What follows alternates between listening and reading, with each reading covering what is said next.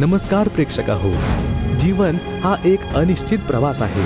कधी आपल्याला वाटतं की आपण योग्य मार्गावर आहोत, पण अचानक असे प्रसंग येतात की संपूर्ण श्रद्धा डळमळीत होते. राजूबाई धर्मसिंग महेर जालना जिल्ह्यात रमदुलवाडी गावातील एक साधी अंगणवाडी कार्यकर्ती, ज्यांनी लहानपणापासून विविध देवी देवतांची पूजा केली, उपास केले, कठोर व्रत वैकल्य पाळली, पण या सर्व साधनेनंतरही त्यांना त्यांच्या आयुष्यात कोणताच मोठा बदल जाणवला नाही. पण एक दिवस त्यांच्या पतींनी घेतलेल्या एका पुस्तकाने त्यांच्या संपूर्ण विचारसरणीत बदल घडवला. ज्ञानगंगा या पुस्तकाने त्यांच्या मनात नवीन प्रश्न उभे केले, ज्याची उत्तरं त्यांना पारंपरिक भक्तीत मिळत नव्हती. आणि शेवटी त्यांनी स्वतः संत रामपालजी महाराज यांची दीक्षा घेतली. त्यांना त्यांच्या दीक्षेनंतर असा कोणता अनुभव आला ज्याने त्यांचं संपूर्ण जीवन बदलून टाकलं? त्यांनी मृत्यूच्या दारातून परत येऊन संत रामपालजी महाराजांचे अस्तित्व कसं अनुभवलं? कशामुळे त्यांनी हा मार्ग स्वीकारला? ही कथा आहे श्रद्धेचा नवा अर्थ शोधणाऱ्या एका स्त्रीची, जिने मृत्यूला हरवलं आणि नव्या भक्ती मार्गाकडे वाटचाल केली. चला ऐकूया राजूबाई धर्मसिंग महेर यांच्याच तोंडून. नमस्कार. नमस्कार. आपलं नाव?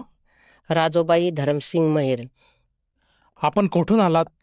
रमदुलवाडी, तालुका बदनापूर, जिल्हा जालना, महाराष्ट्र. आपला व्यवसाय काय आहे? अंगणवाडी कार्यकर्ती. संत रामपालजी महाराजांची गुरुदीक्षा आपण कधी घेतली? 30/8/2015. संत रामपालजी महाराजांची गुरुदीक्षा घेण्या अगोदर आपण व आपला परिवार कोणती भक्ती साधना करत होतात? गणपतीची पूजा करत होतो, त्याचा उपास धरत होतो. देवी दुर्गा माताची पण 9 दिवसाचे उपास धरत होती.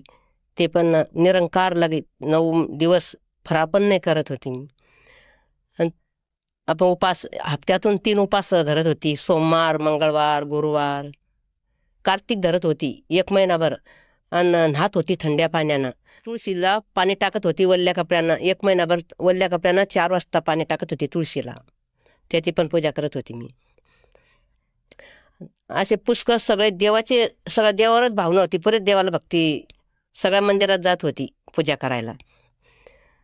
एक देवनी याच्यामध्ये भेटन, त्याच्यामध्ये भेटन, काहीतरी देव आपल्याला दर्शन दी, म्हणजे एक देव पण नाही सोडलं. सगळ्या देवाचं पूजा चालूच होती कशाची बी. जसं आपण सांगत आहात की आपण अगदी पूर्वीपासूनच परमेश्वर प्राप्तीसाठी वेगवेगळ्या देवस्थानी जाऊन, वेगवेगळ्या मंदिरात जाऊन देवाची आराधना करत होतात आणि भक्तिमार्गात आपण होतातच. तर मग आपण संत रामपालजी महाराजांकडे का गेलात आणि त्यांच्याकडनं आपण गुरुउपदेश कसा घेतला? आमच्या घरामध्ये आमचे पतीनं घेतलेला होता. मग त्यांना 1 वर्ष झालं होतं त्यांनी घेतलं होतं. ते ज्ञानगंगा आणलेली होती त्यांनी घरामध्ये.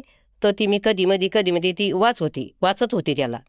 वाचता वाचता मला असं वाटलं याच्यात काहीतरी वेगळंच आहे. आपण भक्ती करतो पण ही वेगळी आहे आणि याच्यामध्ये वेगळं आहे. पण ते पती पण म्हणत होते आपलं हे वेगळं आहे आणि हे वेगळं आहे. आपली ही भक्ती म्हणजे पुष्कळ चांगली आहे. ती काळाची भक्ती आहे, ती करू नका मला असं म्हणत होते ते. पण मी तिकडंच होतं लक्ष ते आमचं जास्त करून. पण मी ज्ञानगंगा वाचायला लागली थोडं. मग मला पण ज्ञान आलं ते. मग मी म्हणली चला आता मला पण दीक्षा घ्यायची. मग आपल्या जालन्याला आली मी आणि मी रामपाल महाराजाची दीक्षा घेतली मी येऊन.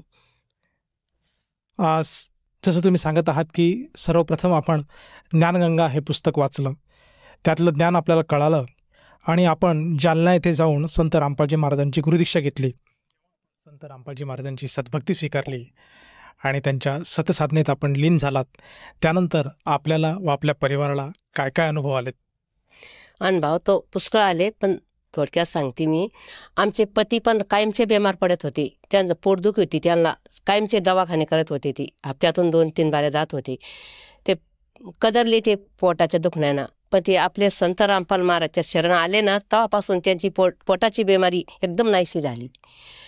आणि एक अनुभव आमचा पण स्वतः, आम्हाला पित्ताची बिमारी होती. तर मी काहीच खात नाही होती. हे खाट्टं मिठ्ठं तळण काहीच नाही. कायमच्या वांत्या होत राहत होत्या. मला काहीच पचन न पडत होतं. पण ते आपण संत रामपाल महाराजाच्या शरणमध्ये आली, हे नामदीक्षा घेतली, तशी ते पित्ताची बिमारी माझी अशी 1 महिन्यातच नाहीशी झाली. ती बिमारी मला अजून पण आली नाही ती. आणि एक अनुभव असं झालं, हे 2020 मध्ये मी अचानक बेमार पडली. तो बेमार अशी पडली भयंकर. ते जालन्याला हॉस्पिटलमध्ये मला इथं आणली जालन्याला. तो ते डॉक्टर म्हणे याला मोठी IC लागती म्हणे, आम्ही ॲडमिट करत नाही म्हणे, तुम्ही औरंगाबादला न्या म्हणे याला. तर मला त्यांनी औरंगाबादला नेलं. ते जे हॉस्पिटलमध्ये ॲडमिट केलं. तिथं मी 15 दिवस ICमध्ये होती तिथं. तो मला 8 दिवस झाले होते ICमध्ये. तो संत रामपाल महाराजांनी मला तात्काळ दर्शन दिले ICमध्ये. संत रामपाल महाराजांनी मला सतलोक मला कळलं. ते मी तो बेसूद होती ना, पण मला ते बादमध्ये कळलं. ते असं वाटलं मला कुठं तरी टाकलं. तर तिथं असं उजीड होतं ना, एकसारखं उजीड होतं. तो मला वाटलं असं काय इथं टाकलं मला, इथं तो उजीडच आहे, नाही तर तो कोणी दिसून राहिला मला. आणि अशा बाजूला समजा आपले संत रामपाल महाराजी गुरुजी बाजूला दिसले मला ना. तो मला गणपती दिसले पहिल्याच पायरीवर.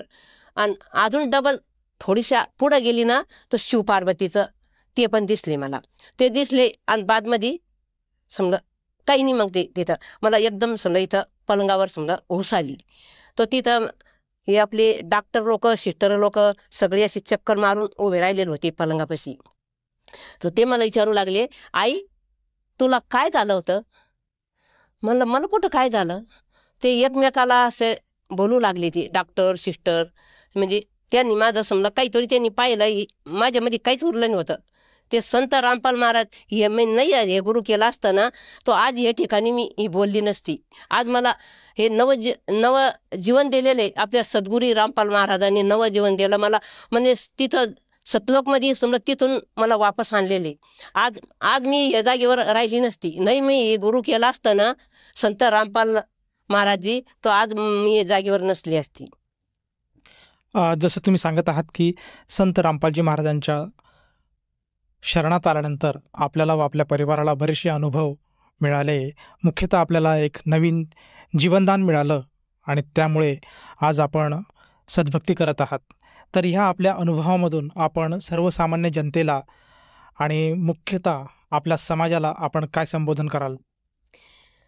समाजला हे सांगू शकते मी, असं संत आपल्याला जगामध्ये कुठंच भेटणार नाही. हे संत असे खरे परमात्मा आहे. हे तुम्ही लवकरात लवकर या आणि आपले हे संत रामपाल महाराजाची आपली दीक्षा घ्या. आणि आपल्याला समजा आपलं सगळं ज्ञानच सगळं समजून देते हे गुरु. असे आपल्याला कुठंच भेटणार नाही. एक असे समजा आपल्याला किती आपण दुसरी भक्ती केली ती काळाची, त्याच्यामध्ये काही नाही. ते आले ना संत रामपाल महाराजच्या शरणी, तर त्यांचं सगळं समजतं समजा. असे आपल्याला कुठं भेटणार नाही हे गुरु. आणि लवकरात लवकर या. जसं तुम्ही सांगत आहात की मानव समाजाने लवकरात लवकर हा निर्णय घेतला पाहिजे आणि संत रामपालजी महाराजाकडून सद्भक्ती घेऊन आपल्या जीवनाचं सार्थक केलं पाहिजे. तर ह्या अनुषंगाने जर एखाद्या साधकाला जाणवलं की आपणसुद्धा संत रामपालजी महाराजांची नामदीक्षा घ्यावी, तर तो व्यक्ती नामदीक्षा कशी घेऊ शकेल? नामकेंद्र आपले जिल्ह्यावर सगळ्या जिल्ह्यावर खोललेलं आहे. TV चॅनलवर ते खाली पट्टीवर नंबर येते, त्याच्यावर समजा बघून पण कॉन्टॅक्ट करू शकतो. ते कॉन्टॅक्ट करून जवळच्या नामकेंद्राच्या माहिती त्याच्यातून आपल्याला मिळेल. तिथं जाऊन नामदीक्षा घ्या. या नामदीक्षेसाठी त्या साधकाला किती खर्च येतो? त्याला खर्च काहीच नाही, 1 रुपया पण नाही खर्च येतं त्याला, काहीच नाही खर्च आहे त्याला. तेच आपल्याला उलट प्रसाद देता, आपल्याला त्याच्यात काही खर्च नाही. ते फुकट आपल्याला सगळं फुकट भेटतं. ते धन्यवाद.